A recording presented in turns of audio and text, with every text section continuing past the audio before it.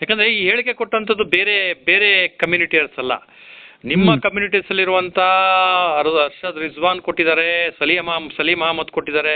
ಇಂಥ ಮುಖಂಡರುಗಳೇ ನಿಮ್ಮ ಕಮ್ಯುನಿಟಿಯಲ್ಲಿರುವಂತಹ ಕಾಂಗ್ರೆಸ್ ಲೀಡರ್ಗಳೇ ಜಮೀರ್ ಅಹಮದ್ ರವರ ಬಗ್ಗೆ ಒಂದು ರೀತಿ ಅಸಮಾಧಾನದ ಮಾತುಗಳನ್ನ ಆಡ್ತಾರೆ ಅಂದಾಗ ಇದೇನು ಇಂಡಿಕೇಶನ್ ಏನು ಕೊಡುತ್ತೆ? ನಿಮ್ಮ ಮುಸ್ಲಿಂ ಕಮ್ಯುನಿಟಿಯಲ್ಲಿ ಕಾಂಗ್ರೆಸ್ ವಿಚಾರ ಸಂಬಂಧಪಟ್ಟಂಗೆ ಮುಸ್ಲಿಂ ಕಮ್ಯುನಿಟಿಯಲ್ಲೇ ಎಲ್ಲ ಒಂದು ಕಡೆ ಒಮ್ಮತ ಇಲ್ವಾ ನಾಯಕತ್ವದ ವಿಚಾರದಲ್ಲಿ?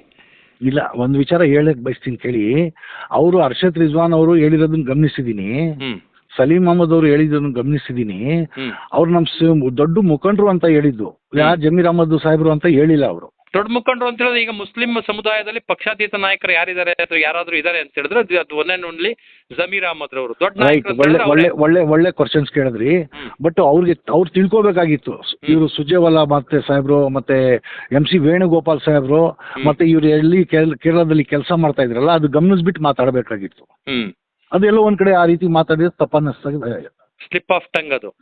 ಇಫ್ತಾರ್ ಕ್ಯಾಂಪಿನರ್ ಯಾರಿಗೆ ಮಾಡಿದ್ದಾರೆ ಕಾಂಗ್ರೆಸ್ನಲ್ಲಿ? ಬೇರೆ ಬೇರೆ ರಾಜ್ಯದಲ್ಲಿ ಯಾರು ಹೋಯ್ತಾರೆ? ಹೌದು, ಒಬ್ರು ಜಮೀರ್ ಅಹಮದ್ ಖಾನ್ ಅಂತ. ಈಗ ಈಗ ಎಲ್ಲೊಂದ್ ಕಡೆ ಬಣ ಗಲಾಟೆ ಅನ್ನೋದು ಶುರು ಆಗಿದೆಯಾ? ಯಾಕಂದ್ರೆ ಸಲೀಂ ಅಹಮದ್ ರವರು DKC ಬಣ, ನಿಮ್ಮ ಜಮೀರ್ ಅಹಮದ್ ರವರು ಪಕ್ಕಾ ಸಿದ್ದರಾಮಯ್ಯರ ಬಣ, ಎಲ್ಲ ಒಂದ್ ಕಡೆ ಬಣ ರಾಜಕಾರಣ ಏನಾದ್ರು ನಡೀತಾ ಇದೆಯಾ ಅಂತ? ಇಲ್ಲ, ಅಂತದ್ದು ಏನಿಲ್ಲ. ಸಿದ್ದರಾಮಯ್ಯ ಸಾಹೇಬ್ರು DK ಸಾಹೇಬ್ರ ಜೊತೆ ಚೆಂದಾಗಿದ್ದಾರೆ, DK ಸಾಹೇಬ್ರು ಸಿದ್ದರಾಮಯ್ಯ ಜೊತೆ ಸಾಹೇಬ್ರಿಗೆ ಚೆಂದಾಗಿದ್ದಾರೆ. ಹೈಕಮಾಂಡ್ ತೀರ್ಮಾನದ ಮೇಲೆ ಎಲ್ಲ ನಡ್ಕೊಂಡು ಹೋಯ್ತಾ ಇದೆ.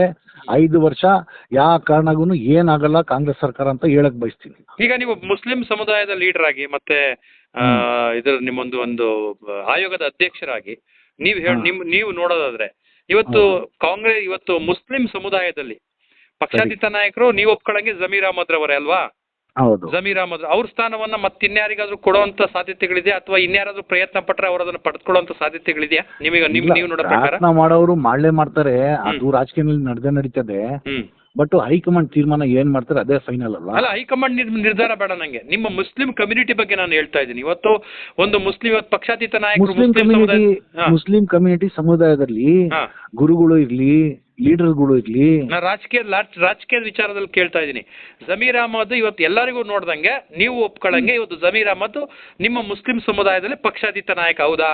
ಹೌದು. ಸೊ ಅವ್ರ ಸ್ಥಾನವನ್ನ ಇನ್ನೊಬ್ರು ಪಡ್ಕೊಳ್ಳೋದಕ್ಕೆ ಒಂದು ದೊಡ್ಡ ಮಟ್ಟದ ಪ್ರಯತ್ನ ನಡೀತಿದೆ ಅನ್ನೋದನ್ನ ಒಪ್ಕೊಳ್ತೀರಾ? ಇಲ್ಲ, ಒಂದು ವಿಚಾರ ಹೇಳಕ್ ಬಯಸ್ತೀನಿ ನೋಡಿ. ಎಲ್ಲ ನಮ್ಮ ಮುಸ್ಲಿಂ ಮುಖಂಡರು ಸೀನಿಯರ್ ಜೂನಿಯರ್ ಎಲ್ಲ ಸೇರಿದ್ಮೇಲೆ ಅದ್ರಲ್ಲಿ ನಂಬರ್ 1 ಯಾರನ್ನ ಇದಾರಂದ್ರೆ ನಮ್ಮ ಮುಸ್ಲಿಂ ಕಮ್ಯುನಿಟಿ, ಅದು ಬೀದರ್ ಜಮೀರ್ ಅಹಮದ್ ಖಾನ್ ಅಂತ ಜನ ಒಪ್ಕೊಂಡಿದ್ದಾರೆ. ನೀವು ಒಪ್ಕೊಳ್ತೀರಿ? 100% ಒಪ್ಕೋತೀವಿ. ಬೇರೆ ಯಾರಾದ್ರೂ ಅದಕ್ಕೆ ಸಂಬಂಧಪಟ್ಟಂಗೆ ಪೈಪೋಟಿ ಕೊಟ್ರೆ ತಾವು ಒಪ್ಕೊಳ್ತೀರಾ? ಯಾತಕ್ಕೆ ಪೈಪೋಟಿ ಕೊಡ್ತಾರೆ? ಅದು ಹೈಕಮಾಂಡ್ ತೀರ್ಮಾನ ಮಾಡ್ತಾರೆ, ಮತ್ತೆ ಮುಖಂಡರು ತೀರ್ಮಾನ ಮಾಡ್ತಾರೆ. ಅದು ವಿಶ್ವಾಸ ನಮ್ಗೆ ಪಾರ್ಟಿ ಮೇಲೇನಿದೆ, ಹೈಕಮಾಂಡ್ ಮೇಲೇನಿದೆ, ನಮ್ ಧರ್ಮದ ಗುರುಜಿಗಳು ಇದ್ದಾರೆ ಅವ್ರ ಮೇಲೇನಿದೆ, ಪಬ್ಲಿಕ್ ಮೇಲೇನು ಆ ವಿಶ್ವಾಸ ಇಟ್ಕೊಂಡಿದೀವಿ ನಾವು. ಅದು ಆಗ್ಲೇ ಆಗ್ತದೆ ಅಂತ ಟೈಮ್ನಲ್ಲಿ. ಅವ್ರ ಸ್ಥಾನವನ್ನು ಯಾರು ಪಡ್ಕೊಳಕ್ ಸಾಧ್ಯ ಇಲ್ಲ ಸದ್ಯದ ಮಟ್ಟಿಗೆ. ಸಾಧ್ಯ ಇಲ್ಲ. ಕೆಲವರು ಆ ರೀತಿ ಪ್ರಯತ್ನದಲ್ಲಿದೆ, ಅವ್ರ ಭ್ರಮೆ. ಅದು ಮಾಡ್ತಾರೆ.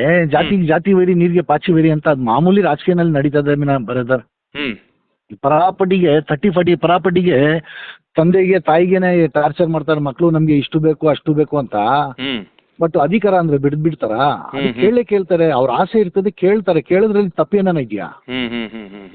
ತಪ್ಪಿಲ್ಲ, ಅದು ಕೇಳಿ ಹಣೆ ಬರ ಅಂತ ಇರ್ತದೆ. ಹಂಗಾರೆ ಇವೆಲ್ಲವೂ ಕೂಡ ಮಾಧ್ಯಮಗಳ ಸೃಷ್ಟಿ ಅಂತೀರಾ? 100% ಇದು ಎಲ್ಲ ಫೇಕ್ ನ್ಯೂಸ್. ಯಾತಕ್ಕಂದ್ರೆ ಒಂದು ಕುಟುಂಬ ತರ DK ಸಾಹೇಬ್ರು ಮತ್ತೆ ಸಿದ್ದರಾಮಯ್ಯ ಸಾಹೇಬ್ರು ಮತ್ತೆ ಎಲ್ಲ ಮುಖಂಡರು ಎಲ್ಲ ಒಂದಾಗಿದ್ದಾರೆ. ಅದು ಮಾತುಗಳು ಇರ್ತದೆ, ಅದು ಎಲೆಕ್ಷನ್ ಸಮಯದಲ್ಲಿ ಬಂದೇ ಬರ್ತದೆ. ಅದು ಎಲೆಕ್ಷನ್ ಟೈಮ್ನಲ್ಲಿ ಅದ್ರಲ್ಲಿ ಏನು ಯಾರು